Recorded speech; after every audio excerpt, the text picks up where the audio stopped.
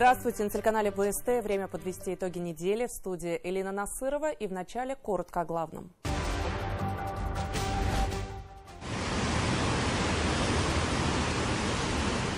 Гидроудары автомобилей, подтопленные дома и поваленные деревья.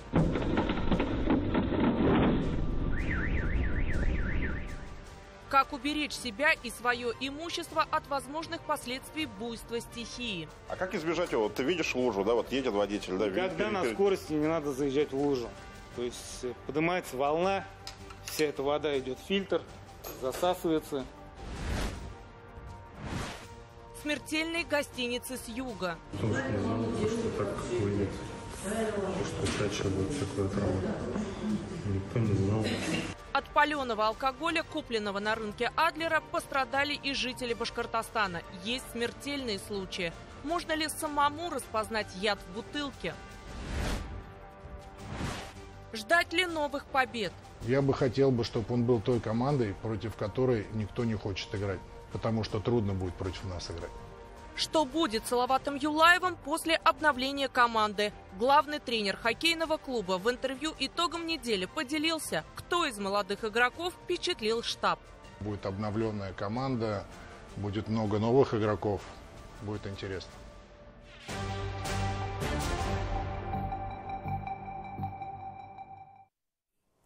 Капризы природы. На неделе в Уфе прошли грозовые ливни. Многие улицы и дворы столицы оказались затоплены. В водную ловушку попали не только автомобилисты, но и пешеходы.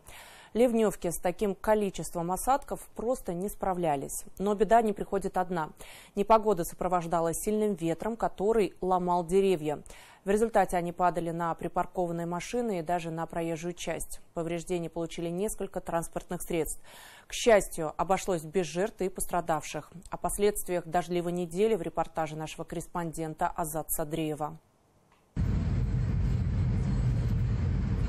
Уже через несколько минут после начала проливного дождя улица Бакалинская превратилась в реку, а на проспекте Салавата Юлаева едва можно было разглядеть минареты мечети Ар-Рахим. Погода устроила автомобилистам испытания на прочность, и не все смогли пройти его успешно. Получив гидроудар, машины глохли прямо посреди проезжей части. Вот этот двигатель конкретно от гидроудара. Кто ошиб на шатун механизм рассыпался, пробил блок, все, двигатель на свалку. Замена сердца автомобиля – удовольствие не из дешевых. В зависимости от машины новые двигатели стоят от 120 тысяч до 500 000 рублей. А не попасть на такие траты довольно просто. А как избежать его? Вот ты видишь лужу, да, вот едет водитель, да? Когда на скорости не надо заезжать в лужу. То есть поднимается волна, вся эта вода идет в фильтр, засасывается в камеру сгорания и все. Ну и не только же, получается, гидроудар может быть. Может и колодец какой-то открытый там быть. Не надо гонять и заезжать. Надо спокойно проезжать такие вещи. На своих ошибках научился Алексей Ефимов. Несколько лет назад попал под ливень в Сипайлово. Стараясь быстрее проехать затопленный перекресток, залил водой коробку передач на своей старой Калине. Пришлось менять. На новой машине таких экстремальных заплывов он себе уже не позволяет. Или стараюсь уезжать домой, не ездить по городу и не кататься без надобности, или объезжаю просто в обратном направлении или другие улицы. Чтобы себе дороже вышло, да? Ну да, уже ремонт станет дорого, а сейчас тем более запчасти дорогие, масла дорогие. Нелегко пришлось городским коммунальным и дорожным службам. Чтобы осушить улицы, рабочие вручную очищали забитые грязью и мусором ливневки. Отметим, что в непогоду городскими службами ведется постоянный мониторинг улично-дорожной сети. При возникновении нештатных ситуаций на участках дорог информация передается оперативно профильным ведомствам для принятия необходимых мер. Беда не приходит одна. Помимо дождя, сильный ветер ломал деревья. К счастью, жертв и пострадавших среди людей удалось избежать, а вот автомобилям повезло меньше. Механические повреждения получили несколько транспортных средств. Одно из них принадлежало нашему спортивному комментатору Юлии Паршиной. Помятое крыло и капот, царапины на кузове. Но вместо того, чтобы привлечь к ответственности лиц, нарушивших свои прямые обязанности, решила отремонтировать авто за собственный счет. Вот из-за таких повреждений не стали обращаться. Хотя, возможно, обратилась бы, если бы я сразу понимала, что нужно делать. В тот момент в стрессовой ситуации, первый раз такое лично со мной случилось. В тот момент я подумала, что, наверное, нужно все делать самой. И вот так не оказалось знакомого юриста, который бы посоветовал. А этим автомобилистам, ехавшим по своим делам на улице Интернациональной, повезло меньше. Ветки деревьев упали на машины прямо во время движения. И таких случаев по городу было немало. Коммунальные и экстренные службы вновь перешли на усиленный режим работы. На территории города были зафиксированы 22 случая падения деревьев. В настоящее время все деревья распилены и вывезены. Для оперативного реагирования на территории города Уфы городские службы работали в количестве порядка 88 человек и около 40 единиц техники. Помятый кузов, разбитые стекла, ущерб на более 100 тысяч рублей. Водители решили идти до конца и наказать виновных. По мнению автоюристов, владельцы машин имеют все шансы выиграть дело и возместить стоимость ущерба для ремонта своих транспортных средств. И неважно, где именно упало дерево, на парковке или на проезжей части. У каждого насаждения есть свой хозяин. Найти его просто. За 400 рублей в любом МФЦ можно заказать справку и узнать, кому принадлежит данный участок дороги или двора. Когда произошел данный случай, упало дерево, допустим, либо какая-то ветка, повредила автомобиль, вызвать сотрудников, это раз, оформить надлежащим образом, чтобы они материал оформили, это два, зафиксировать фото, видео с места происшествия, желательно также свидетелей, либо очевидцев данного, скажем так, происшествия. И при надлежащем оформлении, при, скажем так, выдаче данного материала с компетентных органов, успех обеспечен. Так, 8 августа 2025 года, Кирова, 43, первый подъезд. Вот у нас дождь. Жителями Венеции почувствовали себя уфимцы в центре города. В этой многоэтажке затопило не только придомовую территорию, но и подвал. Ляйсан Гарипова вспоминает, как торопилась на работу, но выйти сухой из воды у нее не получилось. Пришлось снимать туфли и босиком преодолевать глубокую лужу у подъезда. Но я наступала в воду, у меня просто я по щиколотку была в воде полностью. Здесь как одно большое море было. И вода прям заливалась как водопадом. И это каждые дожди, когда сильные дожди проходят, у нас постоянно здесь такой потоп. Неоднократные обращения в ЖЭО, по словам жильцов, результата не дали. Обращаются, кстати, проблем? Я в ЖЭО несколько раз звонил, еще сейчас же новое ЖЭО у нас, еще до этого звонил, другие ЖЭО. ЖКХ, по-моему, как называлось, даже не помню, как ЖКХ по Кировскому. Звонил, говорил пару раз, но ничего, никаких результатов не было. Во время сильного ливня дождевая вода стекала к первому подъезду, вот по этому склону. По идее, разрядить обстановку должна была вот эта ливневка. Однако из-за особенностей асфальта, если приглядеться, он имеет небольшой уклон в сторону подъезда. Вода собиралась именно там.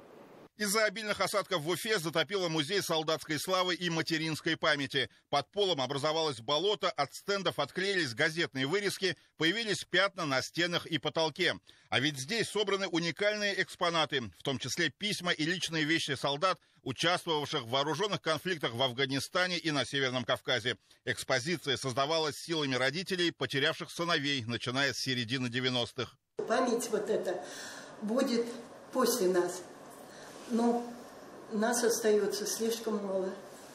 Мама уже уходит к нашим сыновьям. Поэтому тех материалов, которые сейчас есть, они уникальны. Их больше уже никак не предоставить. Сотрудники Уфа-водоканала прочистили забитые трубы. Администрация Советского района обещала устранить причины протечек. Сейчас хранители музея готовят новый зал, посвященный героям спецоперации. Здесь уже собраны экспонаты и артефакты с передовой. Помощь в оформлении и ремонте оказывают участники СВО, которые сами прошли и огонь, и воду. Азат Садреев, Эмиль Басареев, Булат Садриев. Итоги недели. 15 августа завершилась приемная кампания в колледжах республики. Более 80 тысяч заявлений поступило от абитуриентов из Башкортостана и других регионов. С каждым годом СУЗы стараются улучшать условия, чтобы привлечь как можно больше студентов.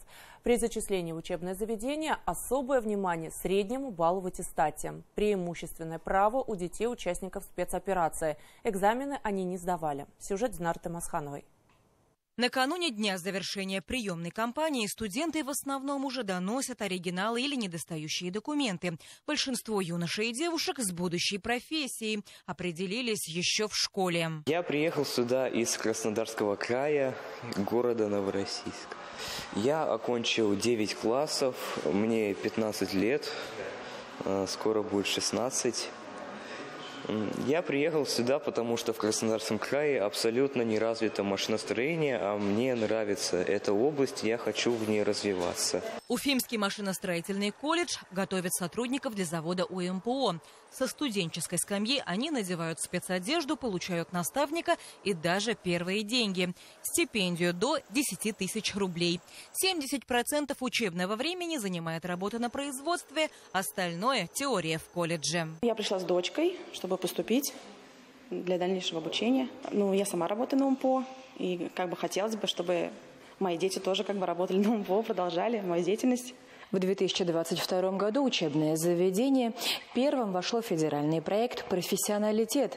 Благодаря финансовой поддержке удалось обустроить мастерские. В частности, в этой представлены ученические станки, прототипы, оборудование завода УМПО. В колледже чуть более 600 бюджетных мест. Технология машиностроения и сварочное производство – самые популярные специальности.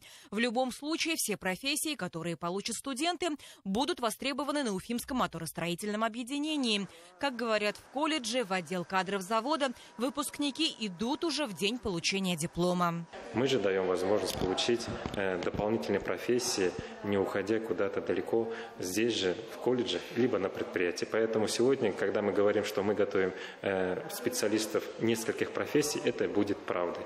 У нас студенты, выпускники получают по несколько до 4 профессий, что дает им больше возможностей найти себя на предприятии. В столичном автотранспортном колледже одно из востребованных направлений – сервис на транспорте. Эти специалисты смогут работать в аэропорту. На грантовые средства в прошлом учебном году обустроили кабинет с логотипом воздушной гавани и техникой. На бюджет пройти смогут не все, для остальных есть платные места и заочная форма. Также у нас обучение есть по заочной форме обучения на базе 11 классов.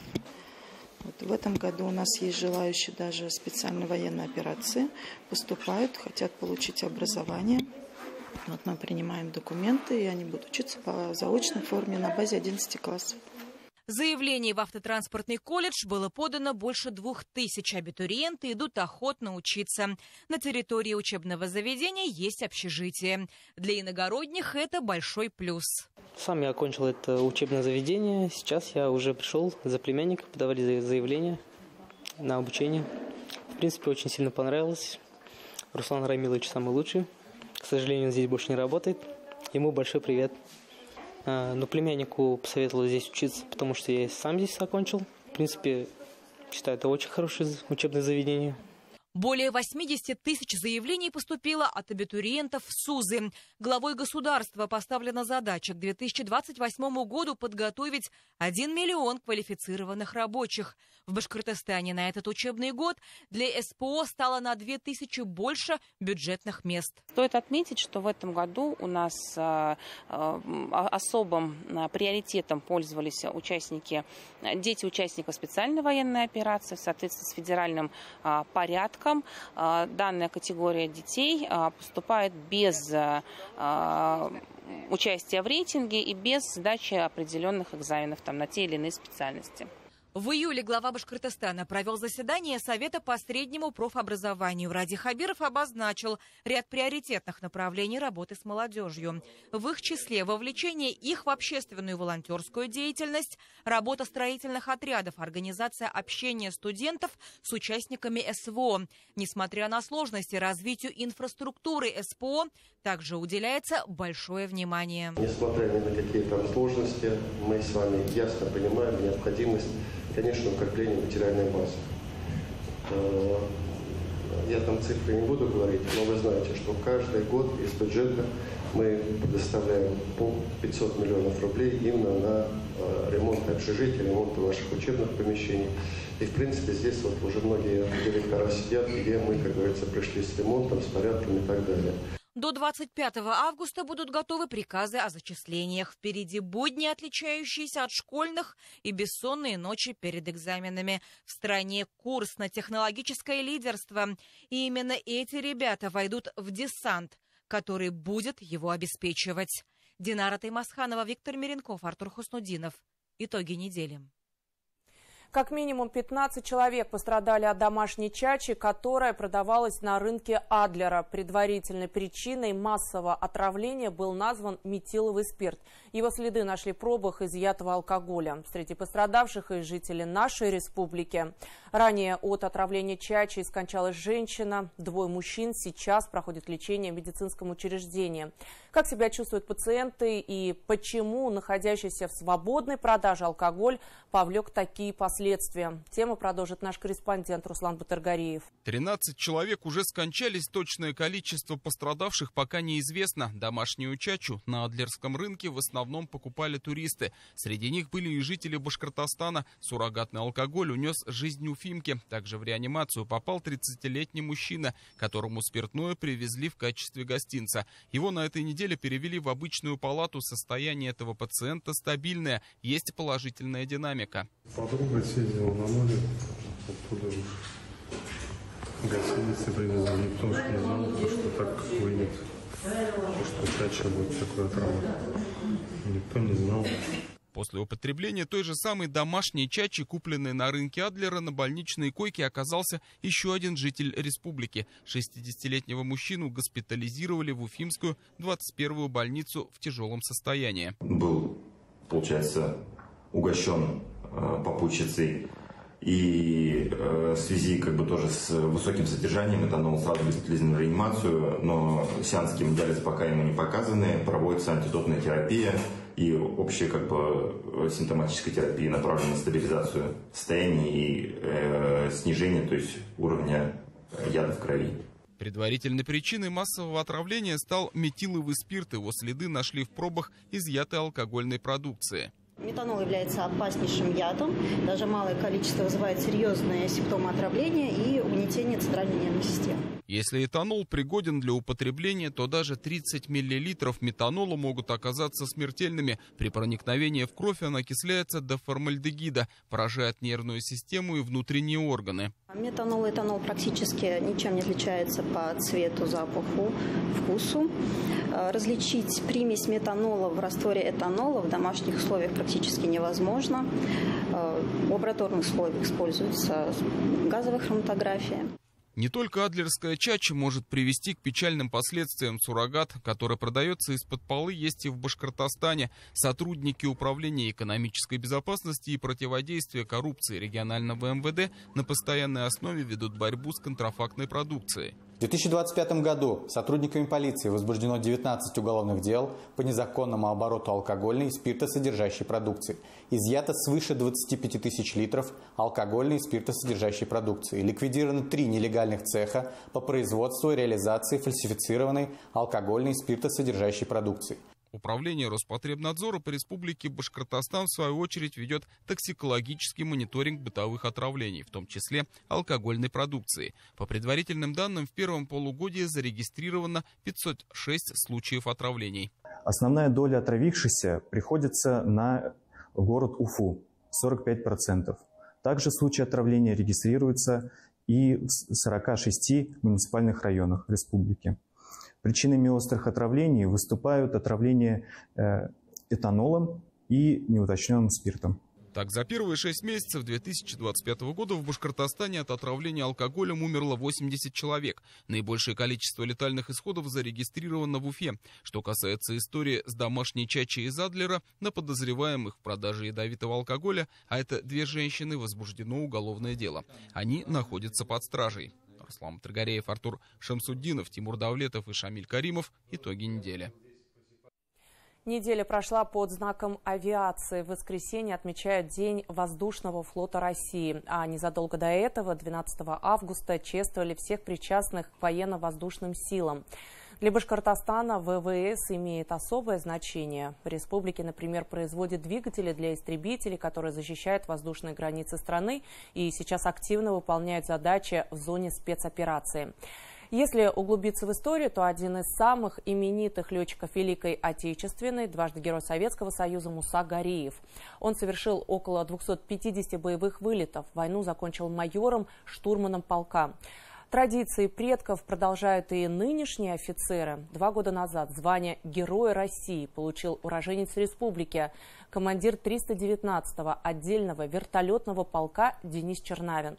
Полковник армейской авиации в зоне СВО работал на предельно малых высотах. Меньше чем за неделю он уничтожил 17 единиц бронетехники. Из них 5 танков, 7 боевых бронированных машин, 3 боевые машины пехоты, 2 бронетранспортера и до 50 человек живой силы противника. Работал герой за штурвалом вертолета К-52. Вертолет К-52 – это оружие победы, я так называю его. Вертолет, который спас очень много жизней наших ребят и который вот на определенном этапе, понятно, что и война меняется, да, 22-й год и 25-й год уже совершенно по-разному воюем, но вот именно на начало СВО те задачи, которые выпали армейской авиации, вот, наверное, наилучшим образом оказался адаптирован и подготовлен вертолет К-52. Более 2000 инвестпроектов на 900 миллиардов рублей. Именно столько средств вложено в экономику Башкортостана, чтобы создать 44 тысячи новых рабочих мест. Среди приоритетных – отрасли машиностроения, нефтехимии, станкостроения и сельское хозяйство. О настоящем и будущем предприятии в материале Даниила Байкова.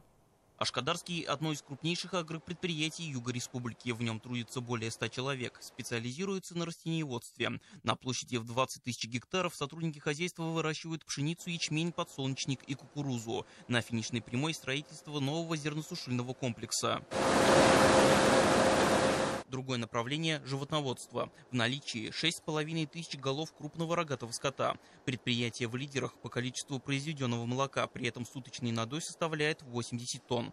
Большое внимание уделят и воспитанию кадров. Прямо рядом с товарной фермой в сентябре откроют школу для обучения специалистов со всей страны. Более 200 человек в год здесь могут обучаться основам ветеринарии, зоотехники и управления производством. Студенты будут проходить практику на ферме, а также получать теоретические знания и закреплять их на занятиях.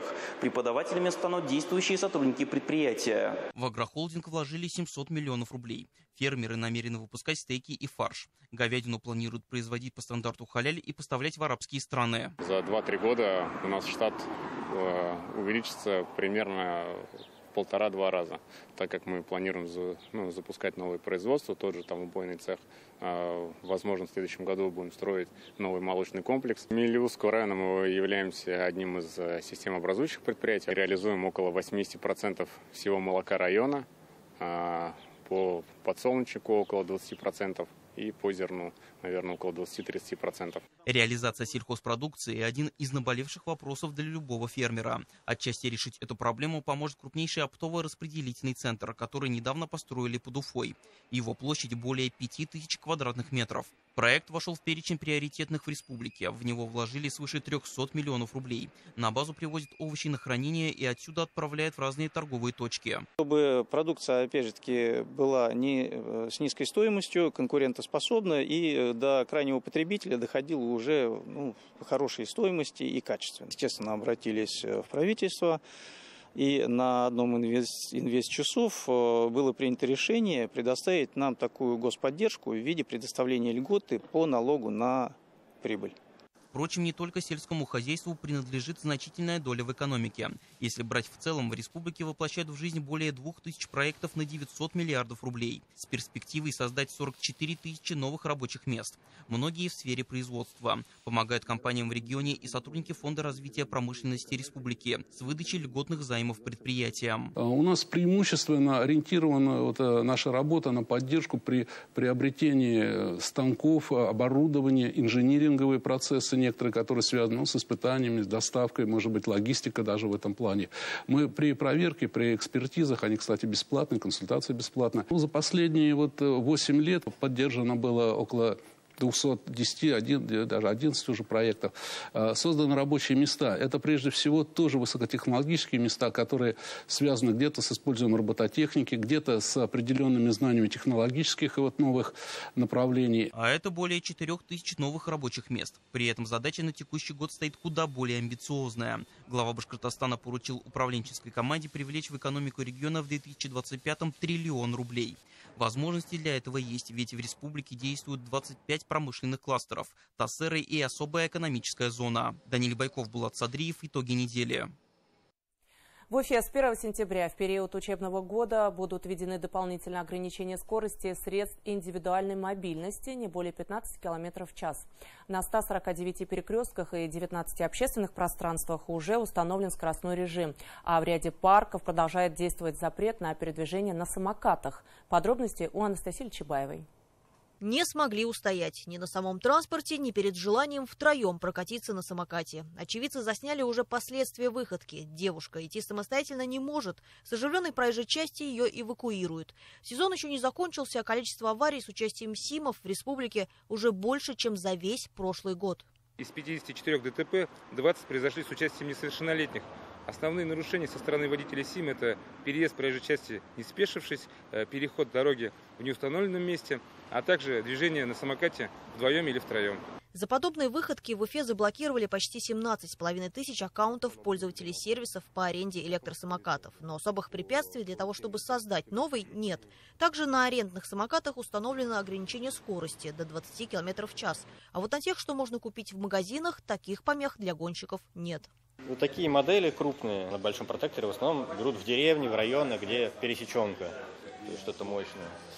Элита среди самокатов фирмы Ninebot Segway – это городские варианты, они мощные и очень комфортные. С каждым годом продажи только растут, говорит Григорий Проскурин. Электросамокатами мужчина торгует не первый год. Сфера развивается, предлагая клиенту все более усовершенствованные и быстрые модели. Хотя в России для подобных средств индивидуальной мобильности действует ограничение скорости в 25 км в час. Техники много, у всех параметры разные. Да, есть то, что разрешено, да, есть то, что не разрешено. Максимально могут ехать спокойно и 70 км в час, вот есть такие модели. Есть, которые даже достигают и 100 км в час, но это в основном под заказ, потому что очень дорого, такие редко берут, но спрос тоже есть. Берут от мала до велика, и бабушки с дедушками приходят, и родители балуют своих чад. В основном выбирают сами дети. То есть выбирают дети, либо родители обещают детям на подарок на день рождения и приезжают за покупкой. Потому что пообещали, хорошо окончил год учебный. Не все способны вовремя остановиться, поэтому ограничения ввели уже власти. Так в Уфе продолжает действовать запрет на передвижение СИМов в ряде общественных пространств, например, в парке Победы и парке Якутова, в арт-квадрате и в саду Аксакова. На сознательность граждан регуляторы не надеются, поэтому, подъезжая к территории, где действуют ограничения на езду самокатов, система сама автоматически блокирует его ход. И тут придется либо спешиться и тащить его за собой, либо оставить и продолжить путь уже на своих двоих. Помимо этого, на 149 перекрестках и 19 общественных пространствах установлен скоростной режим. С начала учебного года ограничения затронут и территории вблизи школ. Возле 32 образовательных учреждений, входы и выходы которых проходят через улично-дорожную сеть, в парках, скверах города Уфы зоны ограничения скорости действуют от 10 до 20 км в час, в зависимости от парка. Возле образовательных учреждений 15 км в час. И перекрестки улично-дорожной сети действуют от 5 км в час, 90%. В Благовещенске в Амурской области решили вовсе запретить передвижение на самокатах. Нарушителям грозит штраф до 100 тысяч. На это власти пошли из-за того, что другие меры не смогли решить проблему безопасности. За годы популярности средства индивидуальной мобильности приобрели как поклонников, так и пострадавших от них. Мальчик, молодой курьер, нарушил правила дорожного движения, ехал по встречке, и мой муж не видел его, когда выезжал. И мальчик въехал прямо в машину, слава богу, он не пострадал сильно, просто отделался ушибом. Я вообще против самокатов. Во-первых, потому что те, кто за рулем, они не смотрят. Иногда отвлекаются, иногда по двое ездят. Так маму мою шибли, она перелом руки получила. Уже в некоторых регионах, например, в Сочи, отменили, вообще запретили. Наблюдал неоднократно на моих глазах пацан молодой, лет 15, сама бабулю чуть не сбил. Я подъехал на велосипеде, говорю, ты что делаешь-то? А что, я разве задел ее? Говорю, мягко говоря, да. Бороться с развитием цивилизации и прогрессом не стоит. Но ограничить скорость их передвижения. И, наверное, учить уже с малых лет правилам. Только правилами. Это первым делом касается родителей. Сознательность готовы демонстрировать не все. Взять тоже ограничения в парках. Если в запретных зонах арендованные самокаты блокируются автоматически, то личные СИМы не подконтрольны ни системе, ни голосу разума. Анастасия Ильчебаева, Артур Ханов, Родион Матвеев. Итоги недели. Социально ответственный бизнес. В Абзелиловском районе в детском лагере «Ирандык» открыли многофункциональную спортплощадку, а в селе Бурангулово завершают ремонт интерната. Все за счет средств инвестора, который намерен построить в районе новое предприятие по добыче меди. Изначально на оба объекта выделили 70 миллионов рублей. Однако впоследствии сумму увеличили до 100 миллионов. И это при том, что пока даже не завершена геологоразведка. Об объектах, которые без преувеличения вдохнули вторую жизнь, расскажем далее. Для лагеря «Ирандык» открытие спортивной площадки – настоящее событие. Новый многофункциональный комплекс – это сразу 5 в одном. Здесь можно играть в футбол, баскетбол, волейбол и большой теннис. Ну а в зоне воркаута заниматься силовыми видами спорта. Я отдыхаю в лагере второй раз. Мне нравится эта площадка. Здесь есть резиновое покрытие. Раньше здесь был асфальт. Мы играли на асфальте, были другие ворота. Лагерь «Ирандык» – одно из главных мест отдыха детей из Абзелиловского района на летних каникулах. В смену он принимает до 300 школьников. Однако инфраструктура осталась еще с советских времен, в том числе и старая площадка для занятия физкультурой. Теперь появились все условия для воспитания новых чемпионов, считает руководство. Здесь будут заниматься в основном дети, которые будут в сезон приезжать отдыхать летом. Но кроме этого, когда лагерь пока будет готовиться, это май, сентябрь, здесь мы будем проводить соревнования по такие. Весь район, может даже республиканские мероприятия проводить, принимать. Инвестором выступила компания ООО «Салаватская». Предприятие, которое в будущем может начать разработку участка по добыче меди, уже сейчас проводит большую социальную работу. Развитие и восстановление многих объектов в том числе. Мы всегда относимся очень социально ответственно к своим мероприятиям. То, что мы говорим, мы всегда делаем. И это подтверждение сегодняшнего мероприятия. Мы думаем и всегда уверены, что вклад в развитие и здоровье детей – это вклад будущего района и нашей страны. Прямо на церемонии открытия между инвестором и администрацией Абзелиловского района было подписано двустороннее соглашение о дальнейшем сотрудничестве. Искренне хотим, чтобы этот лагерь существовал и функционировал целый год, круглый год. Будем вкладывать. Я думаю, что ООО «Салаватская» я уже обозначал в лице нашего дорогого директора Тагира Тимирбаевича. Не останется в стороне. Мы это все доведем до логического конца. И это будет за Урале один из самых прекраснейших лагерей нашей республики. Спортплощадка – это лишь часть большой работы. На деньги инвестора в районе также обновляют школьный интернат в селе Бурангулово. В полувековом здании ни разу не проводили капремонт. Комната, готовность стопроцентная, тоже спальные комнаты. Ну вот они, в принципе, все идентичны. Прошу посмотреть. Готовность объекта 80%. Открытие обновленного интерната, по словам строителей, запланировано на 1 сентября. После капремонта в здании будет комфортно как воспитанникам, так и персоналу. Будут вся новая мебель у детей, вплоть до постельного белья, все оснастили. Вот, оснастили прачечное помещение стиральными машинками, вот, гладильными досками. То есть будет персонал, будет возможность все это мыть, стирать, все в этом здании. Кухня тоже у нас полностью новая, с раздачей. Все помещения упакованы. Не оставили в стороне и амбулаторию, которая функционирует под одной крышей с интернатом. Старому помещению также вдохнут вторую жизнь. Впрочем, это лишь малая часть того, что обещает сделать инвестор для развития муниципалитета. На очереди новые социальные проекты. Артур Шамсудинов, Гузель Бурханова и Виктор Миренков. Итоги недели. Абзелиловский район. О хоккее. Обновленная команда перед стартом нового сезона юлаевцев покинули опытные легионеры Джорджио Лива, Шелдон Рэмпл, Нейтан Тодд.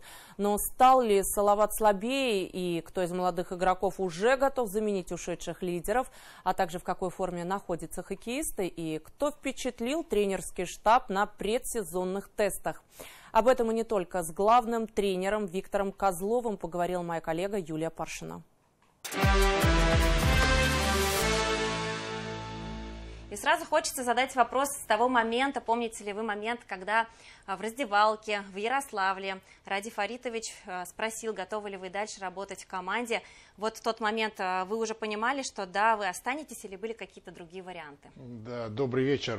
Очень приятно всегда к вам приходить в студию. Да, конечно, тот момент я помню, да, это было неожиданно, но в то же самое время и почетно, и в принципе варианты были, да, но мне не хотелось уходить из Уфы, да, потому что была проделана большая работа и как самой организации, так и тренерского штаба, и игроков. Поэтому решение остаться в Салават Юлаев принял сразу же, да, и как бы и не жалею, да. Это будет для нас новый вызов, как вы правильно сказали, да, будет обновленная команда, будет много новых игроков, будет интересно. Итак, все, началась работа, но вот в межсезонье сильно поменялся состав команды, и на открытой тренировке габаритами выделялся Прохор Корбит, например. А кого выделите вы за эти вот 2 недели, что уже работаете на льду и в зале с ребятами? Вы знаете, мы подбирали, да, в принципе, и знали ситуацию, в какой мы оказались, да, нам пришлось... Мы не смогли подписать лидеров наших, за исключением Хмелевского, да, потому что ситуация была такая. И я считаю, это хорошая ситуация для ребят показать себя. То есть это ситуация, где у них будет возможность, они получат свой второй шанс и могут, опять же, да, через второй шанс, через нас зайти в КХЛ. И я на это рассчитываю. В принципе, мы ребят взяли, которые подвижные, которые неуступчивые, которые обладают какими-то техническими качествами. Есть ребята, которые как бы могут реализовать моменты хорошо. То есть в стиле игры мы не будем менять. Не хотелось бы менять стиль игры. Может быть, будет не так ярко и много голов, но мы над этим будем работать. Мы будем играть оба в 2 стороны, как в атаку, так и в оборону. А как быстро смогут ребята влиться и действительно заменить лидеров? Вот по срокам, лидеров тяжело заменить. Да, там были качественные игроки, да, и то есть это были те игроки, которым нужен 1-2 момента, чтобы забить гол, да. У нас сейчас такие ребята, которые в основном там им надо чуть-чуть больше моментов создавать. Но будем акцент делать на то, что главное, что мы и создаем, но в то же самое время не даем сопернику создавать в наши ворота. А вот вы, как тренер, как психологически готовы к тому, что, возможно, команда будет где-то бороться за чуть другие места, нежели в прошлом сезоне?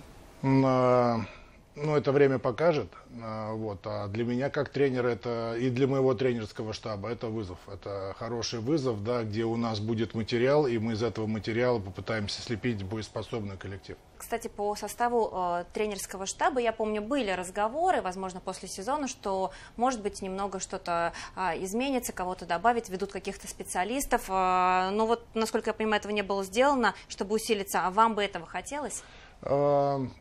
Вы знаете, интересный вопрос, но так как мы работаем, мы справляемся, да, со всеми обязанностями. Сейчас единственное, что я как бы вот подменялась немножечко работа Потапова, да, Владимира. Он сейчас будет у меня отвечать за меньшинство.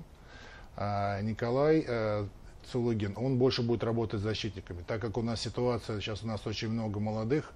И то есть я принял решение, что пускай он будет проводить больше времени с защитниками, а Потапов будет работать с меньшинством. То есть как бы вот это вот единственная перестановка у нас, а все остальное остается все прежним. В какой форме ребята подошли к сезону? Хорошую ли они работу за лето провели? Вот даже у вас такой был тест очень непростой, пусть это будет не тест Купера, но они там велосипед, да, гоняли, по-моему, еле живые потом на фотках. Это слово гоняли, они действительно гоняли. Нет, но это тест, во-первых, это показывает, кто чем занимался летом.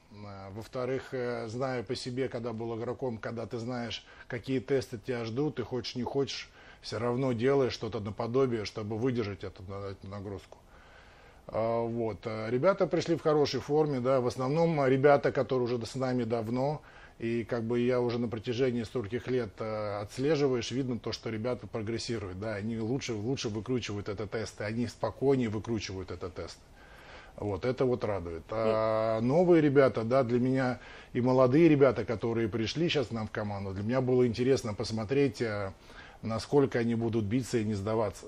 Потому что когда последнюю минуту ты крутишь на максимуме, очень многие там все равно подсознательно сдаются, и бог с ним.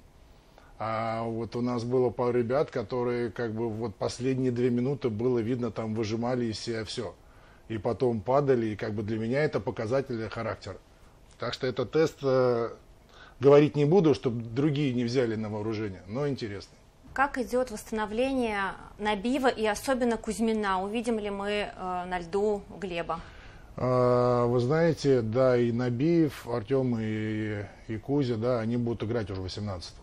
То есть у них, я их не торопил, они сначала тренировались в желтых майках. Ну, желтые майки, это чтобы ребята их не трогали, там, не били, так как давали скидку, как говорится. И потом они сами переодели цвета своей пятерки, то есть что это обозначает, что они уже готовы к более силовой борьбе. И сейчас у нас было 2 двухсторонних игры, они отыграли полностью. И вот 18-го первую игру с Автомобилистом они оба играют. И вот хочется завершить наше интервью, наверное, даже все подытожить. Каким будет новый Салават Юлаев? Каким будет? Я бы хотел, чтобы он был той командой, против которой никто не хочет играть. Потому что трудно будет против нас играть.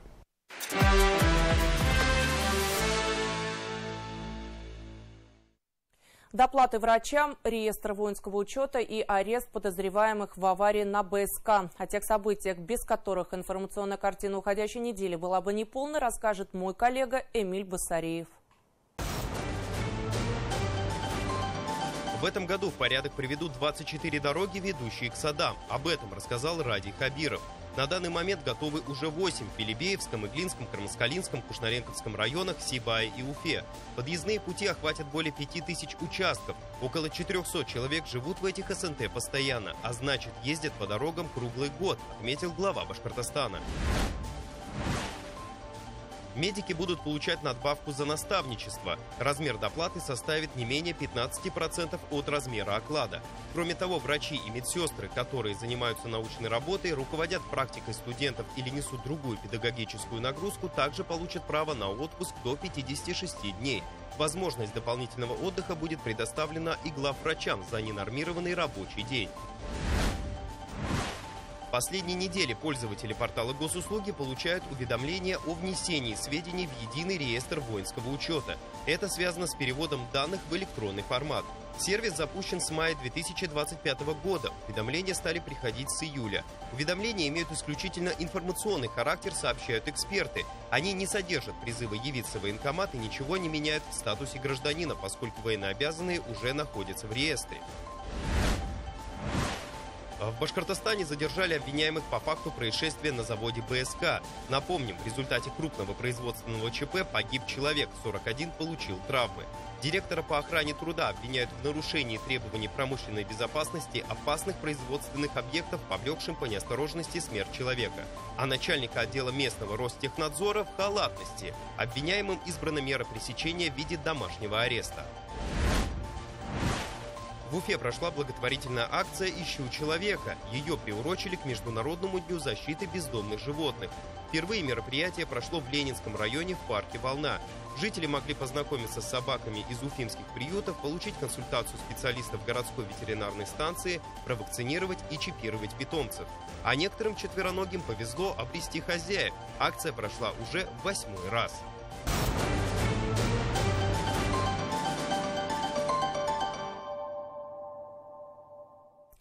Такой была уходящая неделя. Сразу после нас программа «Республика Лайв». Спасибо за внимание. Увидимся в эфире.